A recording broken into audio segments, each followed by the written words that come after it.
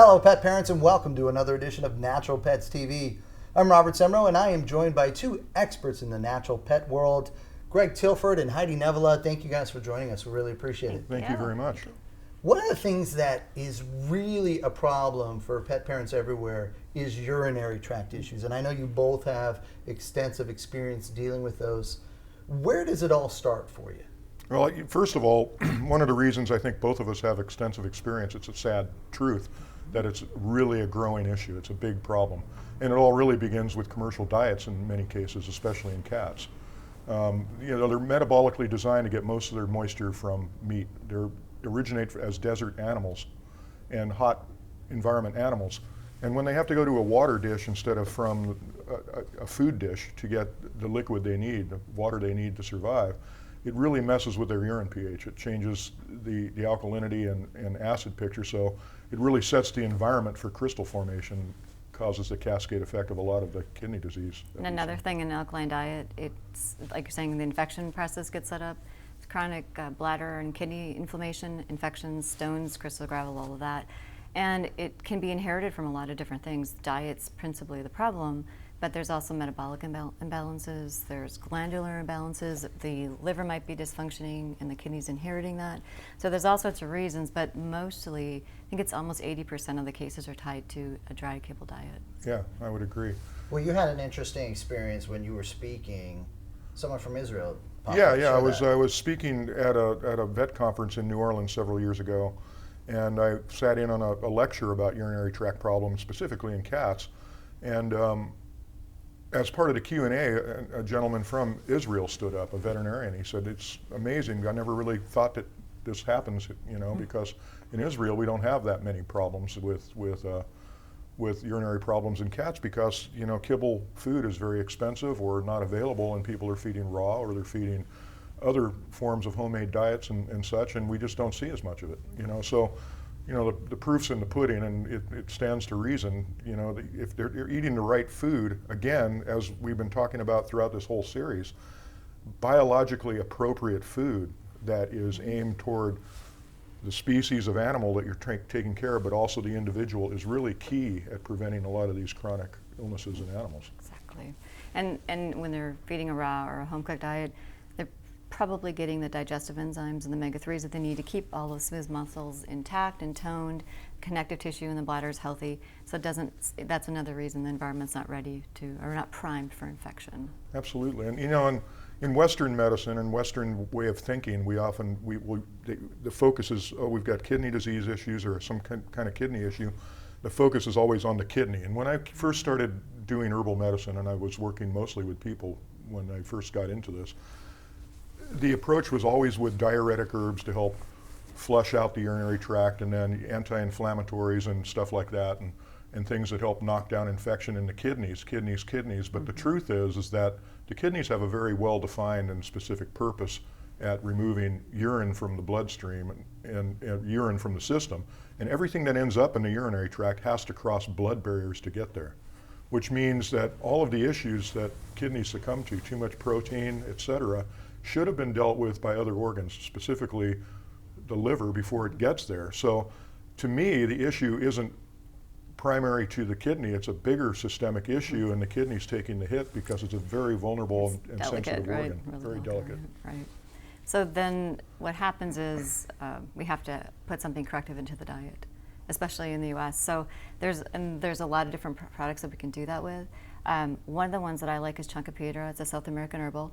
And the reason I like it, it has what I call this really healthy in a positive primary, secondary chemical way. It's got this really impressive array of body system effects. It's an anti-lithic, so if there's any kind of crystal, gravel, calcialized stone formation, it may help deal with that.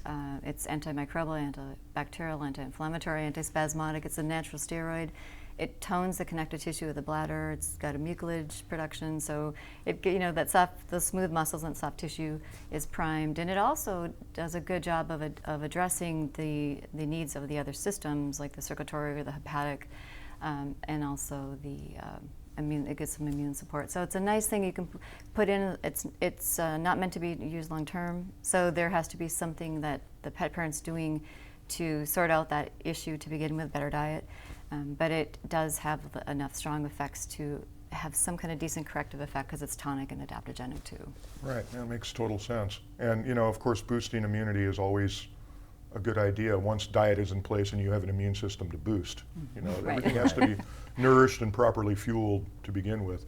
I take a similar approach with North American herbs and Western herbs. One of my favorites, especially in cats, is couch grass, Agropyron repens, which is, sometimes the most common things beneath our feet are the most useful. I mean, we're talking about stuff that gardeners hate. It's basically crabgrass root, and it contains this array of chemistries and chemicals, including various mucilages and other chemistries that help knock down inflammation, but also don't irritate the kidneys to begin with. So it stimulates diuresis without washing the system too much of vital minerals that are needed for heart function and everything else.